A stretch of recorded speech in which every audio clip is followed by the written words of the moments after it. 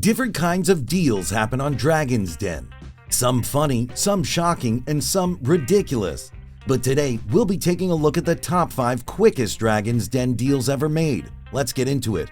5. Ace cards. Miles Dickinson Brown was one of the youngest ever pitchers in the Den at just 18 years of age. Ace Cards is a luxury brand that creates custom metal credit and debit cards straight to the consumer. And he impressed the Dragons with the pitch of his card business, Ace Cards.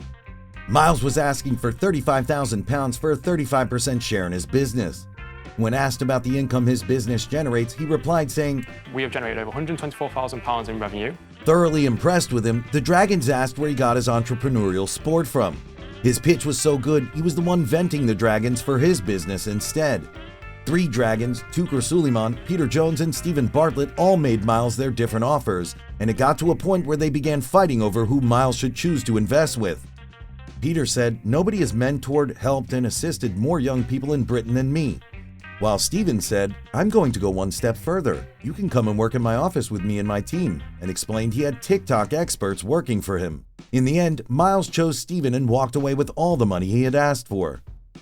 4. The pop-up chessboard. David, a paper engineer, entered the Dragon's Den trying to impress the Dragons with his pop-up chessboard. David explained that the pop-up chess set can open and close in any position, while its unique design makes it impossible to upset the pieces. He was seeking £40,000 for 20% equity in his company Infinity Jest.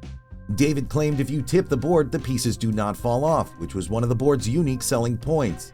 The board also folds flat and can be stored on the bookshelf at home, as well as easy to take on holidays. David's innovative pop-up chess idea was a massive hit, attracting the attention of multiple investors in Dragon's Den.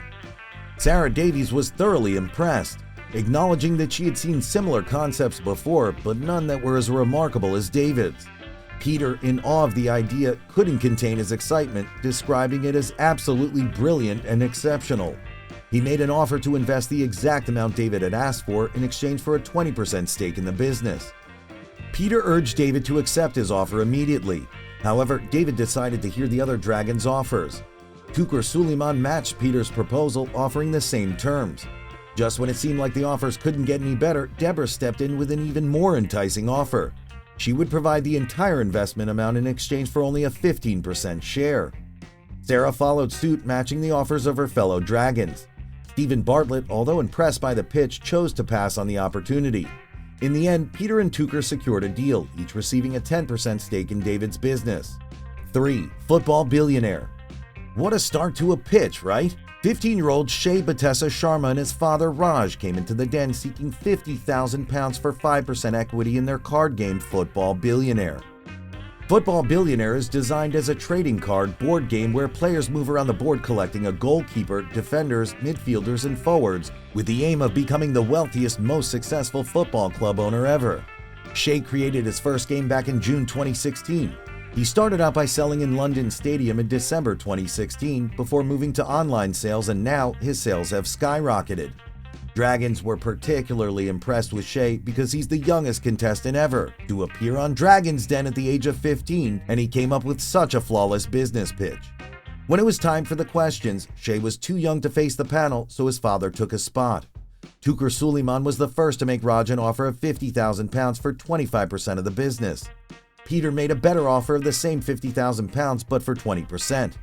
Any logical person would go for Peter's deal, and that's exactly what Raj went for. 2. Fresh chocolatiers.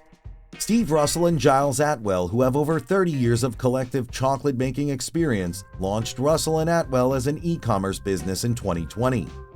The team hand-prepares 5 varieties of fresh chilled chocolates from the Birmingham kitchen, just around the corner from Cadbury in Burnville. Russell and Atwell offered the Dragons 9% of the business for £90,000 in investment, telling them 30% of pasta is fresh and it's a £6.5 billion chocolate market. Steve, being head chocolatier, delighted the Dragons by distributing his delicious chocolates. The Dragons couldn't resist and instantly fell in love with the heavenly taste. Peter Jones and Stephen Bartlett couldn't get enough of them.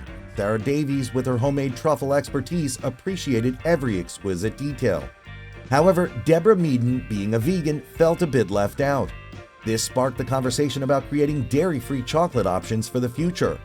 All 5 dragons offered to buy into the business as they all loved the chocolates. But after sensing some gameplay and shady negotiation, 3 of them backed out, leaving Peter and Stephen, who were excited to work with them. We'll go with 20%, and we'd love to work with you, Peter, and you, Stephen.